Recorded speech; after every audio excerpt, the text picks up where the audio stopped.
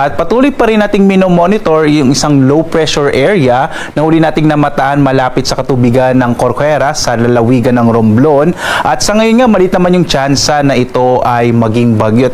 Pero makikita natin, may makaulapan pa rin ito na magdadala ng maulap na kalangitan, na may mga maihinang mga pag-ulan, na may kasamang pagkid at pagkulog sa malaking bahagi ng Mimaropa, Calabarzon, gayon din sa Bicol Region, ilang bahagi ng Central Luzon, lalo na inaasahan natin may posibleng medyo kumilos ito pa Kanluran, Hilagang Kanluran kung hindi ito malulusaw ngayong umaga. So posible pa rin ang maulap na kalangitan sa bahagi ng Bataan, Zambales, Pampanga, Bulacan at maging dito sa Metro Manila, inaasahan pa rin natin malaking tsansa ng mga pag-ulan bandang tanghali hanggang hapon hanggang sa gabi. Samantala, meron pa rin tayong easterlies o yung hangin nagmumula sa karagatang Pasipiko at ito ang magdadala ng mas malaking tsansa ng mga pag-ulan sa may bahagi naman ng Aurora, Quirino at Isabela. Makikita naman natin yung Intertropical Convergence Zone or ITCZ ay nasa offshore, sa may karagatan lamang at hindi nakakaapekto, direct na nakakaapekto.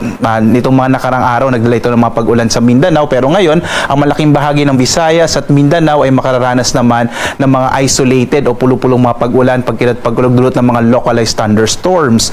Easterlies yung nakakaapekto, partikular na sa may silangang bahagi ng ating bansa. At makikita po natin dito sa ating satellite images yung ating low pressure area, kulay green yung ating marka po dito. Ang ibig sabihin ng green ay unlikely or maliit yung tsansa or inaasahan natin na ito ay posibleng malusaw. Kapag may minomonitor tayong low pressure area, nagbibigay po tayo ng update every 6 hours at ina-upload natin to sa ating Facebook account. At makikita po ninyo itong ating legend, either green, yellow, orange, or red.